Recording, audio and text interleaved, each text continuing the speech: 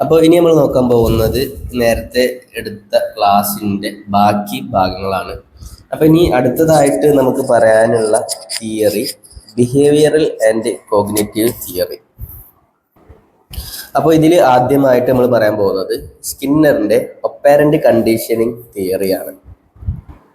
അപ്പോൾ സ്കിന്നറിൻ്റെ അഭിപ്രായത്തിൽ നമ്മുടെ ബിഹേവിയറുകൾ ഉണ്ടാവുന്നത് നമ്മൾ ഓരോ റീഇൻഫോഴ്സുകൾ വഴി ഓരോ കാര്യങ്ങൾ പഠിക്കുന്നതിലൂടെയാണ് നമ്മുടെ ബിഹേവിയർ രൂപപ്പെടുന്നത് എന്നാണ് പറഞ്ഞത്. അപ്പോൾ എന്താണ് ഈ റീഇൻഫോഴ്സ്മെന്റ് എന്ന് പറഞ്ഞു കഴിഞ്ഞാൽ, നമ്മളൊരു കാര്യം ചെയ്യുമ്പോൾ ആ കാര്യത്തിൻ്റെ റിസൾട്ട് ആ കാര്യം ചെയ്യുന്നതിനെ ശക്തിപ്പെടുത്തുന്നതാണെങ്കിൽ, ആ കാര്യത്തെ വീണ്ടും വീണ്ടും ചെയ്യാൻ നമ്മളെ പ്രേരിപ്പിക്കുന്നതാണെങ്കിൽ അങ്ങനെയുള്ള കാര്യങ്ങളെയാണ് റീഇൻഫോഴ്സ്മെന്റ് എന്ന് പറയുന്നത്. അപ്പോൾ സ്കിന്നറിൻ്റെ ഈ തിയറിയെ കുറിച്ചൊക്കെ നമ്മൾ വിശദമായിക്കൊണ്ട് ഇൻട്രൊഡക്ഷൻ ടു സൈക്കോളജിയിൽ നോക്കിയതാണ്. എന്നാലും ഇതിൽ ചെറിയ രൂപത്തിൽ വിശദീകരിക്കാം. ഒപ്പാരൻ്റ് കണ്ടീഷനിങ്ങും ഒപ്പാരൻ്റ് ബിഹേവിയറും അതുപോലെ റെസ്പോണ്ടൻ്റ് ബിഹേവിയറും തമ്മിൽ വ്യത്യാസമുണ്ട്. ഒപ്പാരൻ്റ് ബിഹേവിയർ എന്ന് പറഞ്ഞു കഴിഞ്ഞാൽ അത് നമ്മൾ ബോധപൂർവം ഉണ്ടാക്കുന്ന അല്ലെങ്കിൽ ചെയ്യുന്ന കാര്യങ്ങളാണ്. റെസ്പോണ്ടൻ്റ് ബിഹേവിയർ എന്ന് പറഞ്ഞു കഴിഞ്ഞാൽ അത് നമ്മൾ വേണ്ട എന്ന് വിചാരിച്ചു കഴിഞ്ഞാലും നമ്മളിൽ ഉണ്ടാവുന്ന പ്രവർത്തനങ്ങളാണ്. ഉദാഹരണത്തിന് നമ്മൾ സ്കിന്നറിൻ്റെ ഒരു ബോക്സിനെ കുറിച്ച് പറഞ്ഞു, ഒരു എലിയെ അതിന് ഉള്ളിലിട്ടിട്ടുള്ള ഒരു പരീക്ഷണം. അത് ഒപ്പാരൻ്റ് കണ്ടീഷനിങ് ആണ്. വിശക്കുന്ന ഒരു എലിയെ ഒരു ബോക്സിനുള്ളിലാക്കി, എന്നിട്ട് ആ എലി ആ ബോക്സിനുള്ളിൽ അങ്ങോട്ടും ഇങ്ങോട്ടും നടന്നു. അപ്പോൾ ഒരു ലിവർ കണ്ടപ്പോൾ ആ ലിവറിനെ പ്രസ് ചെയ്ത സമയത്ത് ആ എലിക്ക് ഫുഡ് ലഭിച്ചു. അങ്ങനെ ഇത് വീണ്ടും വീണ്ടും ആവർത്തിച്ചപ്പോൾ ഈ ലിവർ അമർത്തി കഴിഞ്ഞാൽ എലിക്ക് ഫുഡ് കിട്ടുന്നുണ്ട് എന്ന കാര്യം ആ എലി മനസ്സിലാക്കി. അപ്പോൾ ഇങ്ങനെ ഈ പ്രവർത്തനം ഉണ്ടായത് ബോധപൂർവമുള്ള പ്രവർത്തനങ്ങളിലൂടെയാണ് ആ ബിഹേവിയർ, ആ ലിവർ പ്രസ് ചെയ്യുക എന്ന ബിഹേവിയർ ആ എലിയിൽ രൂപപ്പെട്ടത്. റെസ്പോണ്ടൻ്റ് കണ്ടീഷനിങ് എന്ന് പറഞ്ഞു കഴിഞ്ഞാൽ അത് നാച്ചുറൽ ആയിട്ട് ഉണ്ടാകുന്നതാണ്. ഉദാഹരണത്തിന് നല്ല മണമുള്ള ഒരു സ്വാദിഷ്ടമായ മണമുള്ള ഒരു ബിരിയാണി നമ്മുടെ മുന്നിൽ കൊണ്ടുവന്ന് വെച്ചു, നമുക്കാണെങ്കിൽ നല്ല വിശപ്പുണ്ട്. ആ സമയത്ത് നമ്മുടെ വായിൽ നിന്ന് വെള്ളമൊലിക്കുന്നു. ഈ ബിഹേവിയർ എന്ന് പറഞ്ഞു കഴിഞ്ഞാൽ അത് റെസ്പോണ്ടൻ്റ് ബിഹേവിയർ ആണ്. നമ്മൾ വേണ്ട എന്ന് വിചാരിച്ചു കഴിഞ്ഞാലും നമ്മളിൽ നിന്ന് ഉണ്ടാവുന്ന ഒരു ബിഹേവിയറാണ്. അപ്പോൾ ഈ കണ്ടീഷനിങ്, റെസ്പോണ്ടൻ്റ് കണ്ടീഷനിങ്, അതുകൊണ്ട് തന്നെ ഇൻസ്ട്രുമെൻ്റ് കണ്ടീഷനിങ് അല്ലെങ്കിൽ ഇൻസ്ട്രുമെൻ്റ് ബിഹേവിയർ എന്ന പേരും അതിനുണ്ട്. ഇനി അടുത്തത് പറയാനുള്ളത് ഈ റീഇൻഫോഴ്സ്മെൻ്റ് തന്നെ പോസിറ്റീവും ഉണ്ട്, അതുപോലെ നെഗറ്റീവ് റീഇൻഫോഴ്സ്മെൻറ്റും ഉണ്ട്. അതിനൊരു ഉദാഹരണം, പോസിറ്റീവ് റീഇൻഫോഴ്സ്മെൻറ്റിനുള്ള ഒരു ഉദാഹരണമാണ് നമ്മളിപ്പോൾ ഒരു പരീക്ഷ എഴുതി അതിൽ ഉന്നത മാർക്ക് വാങ്ങിയപ്പോൾ നമുക്ക് സമ്മാനം ലഭിച്ചു എന്നുള്ളത്. അപ്പോൾ നമുക്ക് പിന്നീട് അടുത്ത് വരുന്ന പരീക്ഷകളിലും കൂടുതലായിട്ട് പഠിക്കാനുള്ള സാധ്യത കൂടുതലാണ്. കാരണം നമുക്ക് അതിലൊരു പ്രൈസ് കിട്ടുന്നുണ്ട്. അതാണ് പോസിറ്റീവ് റീഇൻഫോഴ്സ്മെൻറ്റ്. ഇനി നെഗറ്റീവ് റീഇൻഫോഴ്സ്മെൻറ്റ് എന്ന് പറഞ്ഞു കഴിഞ്ഞാൽ, ഒരു കുട്ടിയോട് അമ്മ പറയാണ്, നീ കടയിൽ പോയിട്ട് സാധനം വാങ്ങി വായോ, അങ്ങനെ വന്നു കഴിഞ്ഞാൽ നിനക്ക് ഞാൻ ഫോണ് കളിക്കാൻ തരാം. ഇതൊരു നെഗറ്റീവ് റീഇൻഫോഴ്സ്മെൻ്റ് ആണ്. എന്താ നെഗറ്റീവ് റീഇൻഫോഴ്സ്മെൻ്റ് എന്ന് പറഞ്ഞു കഴിഞ്ഞാൽ, ഇവിടെ ആ കുട്ടിക്ക് ഫോണ് കളിക്കുക എന്നുള്ളത് റെസ്ട്രിക്റ്റഡ് ആയിരുന്നു, നൽകിയിരുന്നില്ല.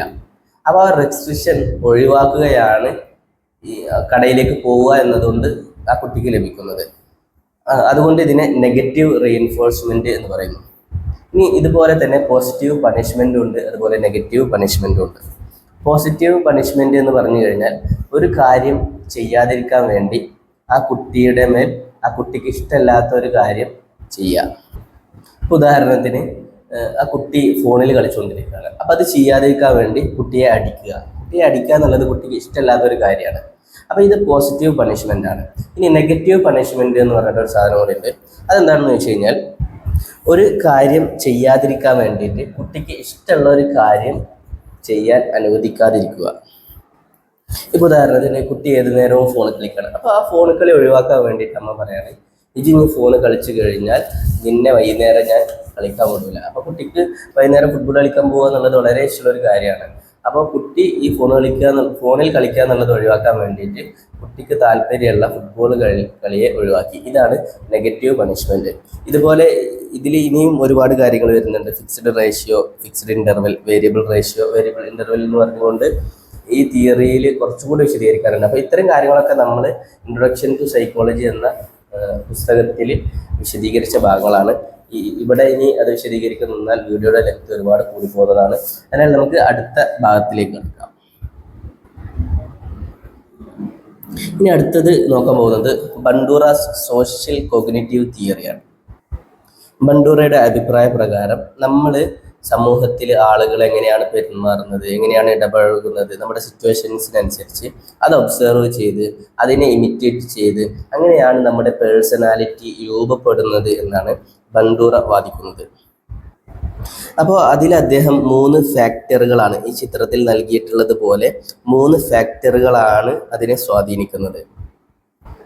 അപ്പോൾ അദ്ദേഹം പറയുന്നത് ഈ 3 ഫാക്ടറുകളിൽ ഏതെങ്കിലും 2 ഫാക്ടർ തമ്മിലുള്ള ഇന്ററാക്ഷൻ വഴിയാണ് അവൻ്റെ സ്വഭാവം, അവൻ്റെ ബിഹേവിയർ രൂപപ്പെടുന്നത് എന്നാണ് പറയുന്നത്. ഇപ്പോൾ ഈ ചിത്രത്തിൽ ഉള്ളതിൽ ഒന്നല്ലെങ്കിൽ എൻവയോൺമെൻറ്റും അതുപോലെ അവൻ്റെ ബിഹേവിയറും കൂടിക്കലർന്നുകൊണ്ട് അവൻ്റെ ബിഹേവിയർ രൂപപ്പെടുത്തിയെടുക്കുന്നു, അങ്ങനെ അവൻ്റെ പേഴ്സണാലിറ്റി രൂപപ്പെടുന്നു. എന്നാൽ ചില സമയത്ത് എൻവയോൺമെൻറ്റൽ ഫാക്ടേഴ്സിന് കൂടുതൽ ഇമ്പോർട്ടൻസ് ഉണ്ടാകും, ചില സമയത്ത് അത്രയ്ക്ക് ഇമ്പോർട്ടൻസ് ഉണ്ടാവുകയില്ല. അതിപ്പോൾ ആ വ്യക്തിയുടെ മറ്റ് ഘടകങ്ങൾക്കനുസരിച്ച്, ആ വ്യക്തിയുടെ ബിലീഫ് അല്ലെങ്കിൽ എക്സ്പെക്റ്റേഷൻസ് തുടങ്ങിയ കാര്യങ്ങൾക്കനുസരിച്ച് അതൊക്കെ വ്യത്യാസമാവുന്നതാണ്. ഇനി അടുത്തതായിട്ട് നമ്മൾ പറയാൻ പോകുന്നത് റോട്ടറിൻ്റെ ലോക്കസ് ഓഫ് കൺട്രോൾ. അദ്ദേഹം ലോക്കസ് ഓഫ് കൺട്രോൾ 2 തരത്തിലാണ് പറയുന്നത്: ഇന്റേണൽ ലോക്കസ് ഓഫ് കൺട്രോൾ അല്ലെങ്കിൽ എക്സ്റ്റേണൽ ലോക്കസ് ഓഫ് കൺട്രോൾ. എന്താണ് ഈ ലോക്കസ് ഓഫ് കൺട്രോൾ എന്നതുകൊണ്ട് ഉദ്ദേശിക്കുന്നത്? അദ്ദേഹം പറയുന്നത് ഒരു മനുഷ്യന് ആ മനുഷ്യൻ്റെ പ്രവർത്തനങ്ങളുടെ മേൽ കൺട്രോൾ ഉണ്ടാവാം അല്ലെങ്കിൽ ഇല്ലാതിരിക്കാം. ഇങ്ങനെ കൺട്രോൾ ഉണ്ട് എന്ന് വാദിക്കുന്നതിനെയാണ് ഇന്റേണൽ ലോക്കസ് ഓഫ് കൺട്രോൾ എന്ന് പറയുന്നത്. ഇനി ഒരു മനുഷ്യൻ്റെ ജീവിതത്തിൽ നടക്കുന്ന കാര്യങ്ങളെ കൺട്രോൾ ചെയ്യുന്നത് പുറത്തുള്ള അവനല്ലാത്ത മറ്റുള്ള വ്യക്തികളാണ്, അല്ലെങ്കിൽ അവൻ്റെ സിറ്റുവേഷൻസ് ആണ്, അല്ലെങ്കിൽ അവൻ്റെ ലക്ക്, അല്ലെങ്കിൽ അവൻ്റെ വിധി തുടങ്ങിയുള്ള കാര്യങ്ങളൊക്കെ ആണെങ്കിൽ അതിനെ എക്സ്റ്റേണൽ ലോക്കസ് ഓഫ് കൺട്രോൾ എന്ന് പറയുന്നു. ഇനി അടുത്ത ഒരു തിയറിയാണ് വാൾട്ടർ മിഷേൽ ആൻഡ് ഷോഡ. ഇവർ ഉണ്ടാക്കിയ ഒരു കോഗ്നിറ്റീവ് അഫക്റ്റീവ് പേഴ്സണാലിറ്റി സിസ്റ്റം എന്ന് പറയുന്ന കാപ്സ് എന്ന് പറയുന്ന ഒരു തിയറിയാണ് ഇനി പറയാൻ പോകുന്നത്. അതിൽ അവർ പറയുന്നത് നമ്മളെ ബിഹേവിയറിനെ സ്വാധീനിക്കുന്നത് 4 ഘടകങ്ങളാണ്. ഒന്ന് പെർസെപ്ഷൻ ഓഫ് സിറ്റുവേഷൻ, നമ്മൾ ആ സിറ്റുവേഷനെ കുറിച്ചിട്ടുള്ള നമ്മുടെ പെർസെപ്ഷൻ എന്താണ്.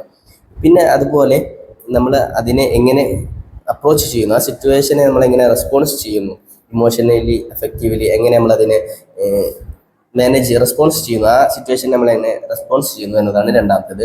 മൂന്നാമത്തേത് നമുക്ക് അങ്ങനെ സിറ്റുവേഷനെ മാനേജ് ചെയ്യാനുള്ള നമ്മുടെ സ്കിൽ എത്രത്തോളം ഉണ്ട്. ഏറ്റവും അവസാനത്തേത് അതിൻ്റെ ആൻറ്റിസിപ്പേഷനാണ്. ഇനി അടുത്തതായി നമ്മൾ നോക്കാൻ പോകുന്നത് ഹ്യൂമനിസ്റ്റിക് തിയറികളാണ്. ഹ്യൂമനിസ്റ്റിക് തിയറികളെ കുറിച്ച് പറയുകയാണെങ്കിൽ അതിൻ്റെ ബേസിക് എന്ന് പറയുന്നത് ബേസിക്കലി മനുഷ്യന്മാരെല്ലാവരും നല്ല ആളുകളാണ്. എല്ലാ ആളുകൾക്കും അവരുടെ ഏറ്റവും ബെസ്റ്റ് എന്താണോ അത് പുറത്തെടുക്കുന്നതിന് വേണ്ടി അവർ പരിശ്രമിച്ചു കൊണ്ടിരിക്കുകയാണ് എന്നൊക്കെയാണ്. അപ്പോൾ ഇതിൽ ആദ്യമായിട്ട് നമ്മൾ പറയാൻ പോകുന്നത് മാസ്ലോൻ്റെ ഹയറാർക്കി ഓഫ് നീഡ്സ് എന്ന തിയറിയാണ്. ഇതിൽ ഒരു 5 കാറ്റഗറികൾ പറയുന്നുണ്ട്. നമ്മുടെ ആവശ്യങ്ങളെ 5 കാറ്റഗറികളാക്കുകയാണ്. അപ്പോൾ ഈ 5 കാറ്റഗറിയുടെ പ്രത്യേകത എന്താണെന്ന് വെച്ച് കഴിഞ്ഞാൽ ഏറ്റവും ബേസിക് ആയിട്ടുള്ള നീഡ്സ് ആണ് ആദ്യം പറയുന്നത്, അതിനുശേഷം അതിന് തൊട്ട് മുകളിലുള്ളത്, അതിനുശേഷം അതിന് തൊട്ട് മുകളിലുള്ളത് എന്ന ഈ ഓർഡറിലാണ് ഈ ആവശ്യങ്ങളെ കൊടുത്തിട്ടുള്ളത്. അപ്പോൾ ഒരു മനുഷ്യനെ സംബന്ധിച്ചിടത്തോളം അവന് ഏറ്റവും പ്രധാനപ്പെട്ട ആവശ്യങ്ങളാണ് ബേസിക് നീഡ്സ്.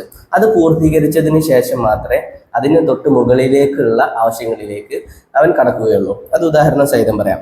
ഇതിൽ ഒന്നാമത്തെ അവൻ്റെ നീഡാണ് ഫിസിയോളജിക്കൽ നീഡ്സ്. അതാണ് അവൻ്റെ ബേസിക് നീഡ്സ്. അത് ഏതൊക്കെയാണ്? അവൻ്റെ ബ്രീത്തിങ്, അതുപോലെ ഫുഡ്, വാട്ടർ, അവനക്കുള്ള പാർപ്പിടം, സ്ലീപ്പ്, സെക്സ്, അതുപോലെ ഇങ്ങനെ അവനക്ക് ഒരു നോർമൽ ലെവലിൽ ആവാൻ ആവശ്യമായ കാര്യങ്ങൾ എന്തൊക്കെയാണ് തുടങ്ങിയിട്ടുള്ള കാര്യങ്ങളാണ് ഈ ബേസിക് നീഡ് ഒന്നാമത്തെ സ്റ്റെപ്പിൽ വരുന്നത്. രണ്ടാമത്തേത് സേഫ്റ്റി ആൻഡ് സെക്യൂരിറ്റി നീഡ്സ് ആണ്. അവൻ്റെ ശാരീരികമായുള്ള സെക്യൂരിറ്റി, അതുപോലെ ഫാമിലി, ഹെൽത്ത്, അവൻ്റെ ജോലി, അതുപോലെ അവൻ്റെ പ്രോപ്പർട്ടികൾ, റിസോഴ്സസുകൾ, ഇതൊക്കെ എങ്ങനെ സെക്യൂർ ആക്കണം, ഇതാണ് അവൻ്റെ രണ്ടാമത്തെ പ്രയോറിറ്റി വരുന്നത്, രണ്ടാമത്തെ നീഡ്സ്. ഇത് കംപ്ലീറ്റ് ആയി കഴിഞ്ഞാൽ പിന്നെ അവൻ്റെ മൂന്നാമത്തെ നീഡ്സിലേക്കാണ് പറഞ്ഞത്. അതെന്താ? Love and belongings. അവനക്ക് ഫ്രണ്ട്ഷിപ്പ്, ഫാമിലി, ഇങ്ങനെ സെക്ഷൽ ഇൻറ്റിമസി തുടങ്ങിയിട്ടുള്ള അവൻ്റെ ജീവിതത്തിൽ പ്രധാനപ്പെട്ട റിലേഷൻഷിപ്പുകളെയാണ് ഇതുകൊണ്ട് ഉദ്ദേശിക്കുന്നത്. അപ്പോൾ ഇതൊക്കെ അവൻ കംപ്ലീറ്റ് ആക്കി കഴിഞ്ഞാൽ ഇനി ഈ നാലാമത്തെ നീഡ്സ് എസ്റ്റീം നീഡ്സുകളാണ്. അത് അത് സെൽഫ് എസ്റ്റീം, മറ്റുള്ള ആളുകൾ അവനെ റെസ്പെക്റ്റ് ചെയ്യണം, ഇങ്ങനെ തുടങ്ങിയിട്ടുള്ള അവനക്ക് അതുപോലെ അവന് കോൺഫിഡൻസ് ഉണ്ടാക്കിയെടുക്കണം, ഇങ്ങനെയുള്ള കാര്യങ്ങളാണ് ഈ നാലാമത്തെ ഹൈറാർക്കിയിൽ വരുന്നത്. ഇനി ഏറ്റവും അവസാനമായിക്കൊണ്ട് സെൽഫ് ആക്ച്വലൈസേഷൻ. ഇതിൽ വരുന്നത് ഒരു മനുഷ്യന് ഏത് നിലയിൽ ഉയരാൻ കഴിയുമോ അതിൻ്റെ ഏറ്റവും പരമാവധിയിലുള്ള സ്റ്റെപ്പാണ് സെൽഫ് ആക്ച്വലൈസേഷൻ. അപ്പം അദ്ദേഹം ഈ തിയറിയിൽ പറയുന്നത് ഇതിൻ്റെ ഓർഡർ അനുസരിച്ചാണ് ഓരോ മനുഷ്യനും ഓൻ്റെ ലക്ഷ്യങ്ങൾ പൂർത്തീകരിക്കുന്നത് എന്നാണ്. ഇനി അടുത്ത തിയറി നമ്മൾ നോക്കാൻ പോകുന്നത് കാൾ റോജേഴ്സിൻ്റെ പേഴ്സൺ സെൻട്രേഡ് തെറാപ്പിയാണ്. ഇതിൽ അദ്ദേഹം പ്രധാനപ്പെട്ട ഒരു കാര്യം പറയുന്നത് real self and ideal self, അഥവാ റിയൽ സെൽഫ് എന്ന് പറഞ്ഞു കഴിഞ്ഞാൽ ഒരു മനുഷ്യൻ ഇപ്പോൾ ഏത് നിലയിലാണോ ഉള്ളത് അതാണ് റിയൽ സെൽഫ്. ഇനി ഐഡിയൽ സെൽഫ് എന്ന് പറഞ്ഞു കഴിഞ്ഞാൽ ഏത് നിലയിലേക്ക് എത്താനാണോ ആഗ്രഹം അത്. ഇപ്പോൾ ഉദാഹരണത്തിന് സ്പോർട്സിനെ ഇഷ്ടപ്പെടുന്ന ആളുകളാണെങ്കിൽ അവർക്ക് ആഗ്രഹം ഉണ്ടാവും ക്രിസ്ത്യാനോനെ പോലെ ആവണം, മെസ്സിയെ പോലെ ആവണം. അല്ലെങ്കിൽ ഇനിയിപ്പോൾ സാമ്പത്തികമായി ബിസിനസ്സുകൾ ഇഷ്ടപ്പെടുന്ന ആളാണെങ്കിൽ യൂസുഫ് അലിയെ പോലെ ആവണം, അല്ലെങ്കിൽ ഇലോൺ മസ്കിനെ പോലെ ആവണം, തുടങ്ങിയിട്ടുള്ള നമുക്ക് ഓരോ ഐഡിയൽ സെൽഫുകൾ ഉണ്ടായിരിക്കും. അല്ലെങ്കിൽ ഇതൊന്നും ഇല്ലെങ്കിലും അറ്റ്ലീസ്റ്റ് നമുക്ക് ഇന്നൊരു സ്ഥാനത്തേക്ക് എത്തണം എന്നൊരു ലക്ഷ്യമെങ്കിലും ഉണ്ടാവും. അതാണ് ഐഡിയൽ സെൽഫ്. അപ്പോൾ ഏതൊരു മനുഷ്യനും ഈ ഐഡിയൽ സെൽഫിൽ നിന്ന് റിയൽ സെൽഫിൽ നിന്ന് ഐഡിയൽ സെൽഫിലേക്ക് എത്താൻ പരിശ്രമിച്ചുകൊണ്ടിരിക്കുന്നു എന്നാണ് അദ്ദേഹത്തിൻ്റെ വാദം പറയുന്നത്. അതുപോലെ അദ്ദേഹം പറയുന്ന മറ്റൊരു കാര്യമാണ് ഒരു കുട്ടിയുടെ അല്ലെങ്കിൽ ഒരു മനുഷ്യൻ്റെ പോസിറ്റീവ് പേഴ്സണാലിറ്റി ഡെവലപ്മെൻറ്റിന് ഏറ്റവും ആവശ്യമായിട്ടുള്ളത് അൺകണ്ടീഷണൽ ലവ് ആണ്. അപ്പോൾ ഒരു പാരൻസ് തൻ്റെ കുട്ടിക്ക് അൺകണ്ടീഷണൽ ലവ് കൊടുത്തു കഴിഞ്ഞാൽ അവൻ്റെ പോസിറ്റീവ് പേഴ്സണാലിറ്റി കൂടുതലായിട്ട് ഡെവലപ്പ് ചെയ്യുമെന്നാണ് അദ്ദേഹം പറയുന്നത്. അതായത് ഒരു നിബന്ധനയും കൂടാതെ കുട്ടിയെ എല്ലാ സമയത്തും അക്സെപ്റ്റ് ചെയ്യണം. അതായത് അദ്ദേഹം പറയുന്നത് എല്ലാ സമയത്തും കുട്ടികളെ ഒരു കണ്ടീഷനും കൂടാതെ അക്സെപ്റ്റ് ചെയ്യുന്നത് അത് അവരുടെ ഡെവലപ്മെൻറ്റിന്, നല്ലൊരു ഡെവലപ്മെൻറ്റിന് കാരണമാകുന്നു എന്നതാണ്. അപ്പോൾ ഇത്രയും കാര്യങ്ങളാണ് ഈ തിയറിയിൽ പറയാൻ പോകുന്നത്. ഇനി അടുത്തതായിട്ട് നമ്മൾ പറയാൻ പോകുന്നത് ട്രൈറ്റ് തിയറികളാണ്. അപ്പോൾ ഈ തിയറികളൊക്കെ വലിയ രീതിയിലുള്ള വിശദീകരണം നൽകുന്നില്ല. നമ്മൾ മനസ്സിലാക്കാൻ സിമ്പിളായിട്ട് മനസ്സിലാക്കാൻ പറ്റുന്ന രൂപത്തിലുള്ള ചെറിയ വിശദീകരണമേ നൽകിയിട്ടുള്ളൂ. അപ്പോൾ ഇനി നിങ്ങളുടെ അഭിപ്രായം എന്തെങ്കിലും ഉണ്ടെങ്കിൽ, അതായത് ഇനി കൂടുതൽ വിശദീകരിക്കണമെന്നോ അല്ലെങ്കിൽ ഒന്നുകൂടി ചുരുക്കി പറയണമെന്നോ എന്നൊക്കെ നിങ്ങളുടെ അഭിപ്രായം ഉണ്ടെങ്കിൽ അതൊക്കെ അറിയിക്കാം. ഇനി അടുത്തതായിട്ട് നമ്മൾ ട്രൈറ്റ് തിയറികളാണ് നോക്കാൻ പോകുന്നത്. ട്രൈറ്റ്സിനെ കുറിച്ച് നമ്മൾ മുമ്പ് പറഞ്ഞിട്ടുണ്ട്, അതെന്താണ് എന്നൊക്കെ നമ്മൾ പറഞ്ഞിട്ടുണ്ട്. അപ്പോൾ ഇനി ട്രൈറ്റ് തിയറികൾ ഏതൊക്കെയാണ് എന്നാണ് പറയാൻ പോകുന്നത്. ഒരു മനുഷ്യൻ്റെ പേഴ്സണാലിറ്റിയെ വ്യത്യസ്ത തരമായിട്ടുള്ള ട്രൈറ്റ്സുകളിലൂടെ പറയുകയാണ് ഈ ട്രൈറ്റ് തിയറികളിലൂടെ ചെയ്യുന്നത്. അപ്പോൾ ട്രൈറ്റ് എന്താണ് എന്ന് നമ്മൾ മുമ്പ് പറഞ്ഞിട്ടുണ്ട്. അതായത് ഒരു റിലേറ്റീവ്ലി സ്റ്റേബിൾ ആയിട്ടുള്ള കൺസിസ്റ്റൻ്റ് ആയിട്ടുള്ള ഒരു സവിശേഷതയാണ് അല്ലെങ്കിൽ ബിഹേവിയറിനെയാണ് ട്രൈറ്റ് എന്ന് പറയുന്നത്. അപ്പോൾ ഇതിൽ ആദ്യമായിട്ട് നമ്മൾ നോക്കാൻ പോകുന്നത് അൽപോർട്ടിൻ്റെ തിയറികളാണ്. അദ്ദേഹം ഈ ട്രൈറ്റുകളെ 3 കാറ്റഗറി ആക്കിയിട്ടുണ്ട്. 1 cardinal traits, 2 central traits, 3 secondary traits. എന്താണ് ഈ കാർഡിനൽ ട്രൈറ്റ് എന്ന് പറഞ്ഞു കഴിഞ്ഞാൽ, ഒരു വ്യക്തിയെക്കുറിച്ച് നമ്മൾ ഓർക്കുന്ന സമയത്ത് ആദ്യമായിട്ട് കടന്നു വരുന്ന ഒരു ട്രൈറ്റിനെയാണ് നമ്മൾ കാർഡിനൽ ട്രൈറ്റ് എന്ന് ഉദ്ദേശിക്കുന്നത്. അതായത് ഒരു വ്യക്തിയിൽ ഡോമിനൻ്റായി നിൽക്കുന്ന ട്രൈറ്റ് ഏതാണോ അത്. ഉദാഹരണം പറയുകയാണെങ്കിൽ നമ്മൾ ഗാന്ധിജിയെ കുറിച്ച് ആലോചിക്കുന്ന സമയത്ത് നമ്മുടെ മനസ്സിലേക്ക് ആദ്യം ഓടി വരിക എന്താണ്? അദ്ദേഹത്തിൻ്റെ നോൺ വയലൻസ് ആണ്, അല്ലേ?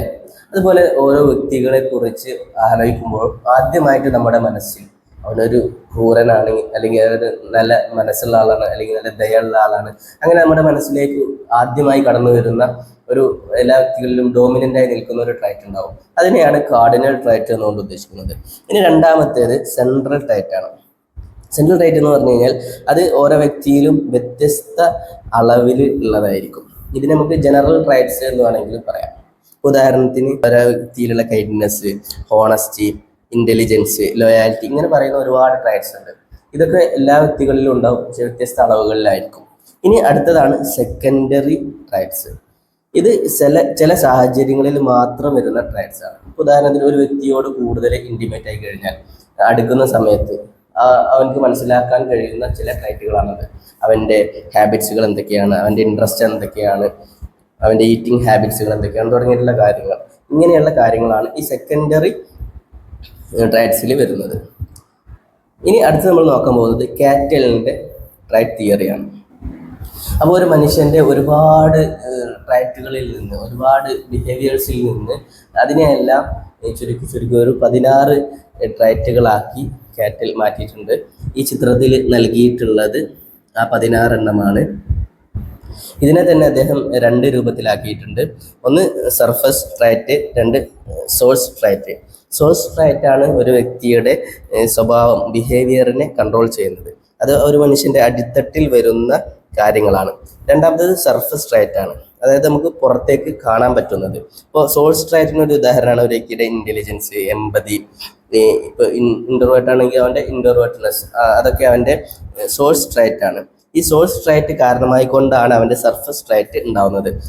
സർഫസ് ട്രൈറ്റിന് ഉദാഹരണമാണ് ഇപ്പോൾ ഒരാളുടെ കൈൻഡ്നെസ്, ഹോണസ്റ്റി, ഹെൽപ്ഫുൾനെസ് തുടങ്ങിയിട്ടുള്ള കാര്യങ്ങളൊക്കെ.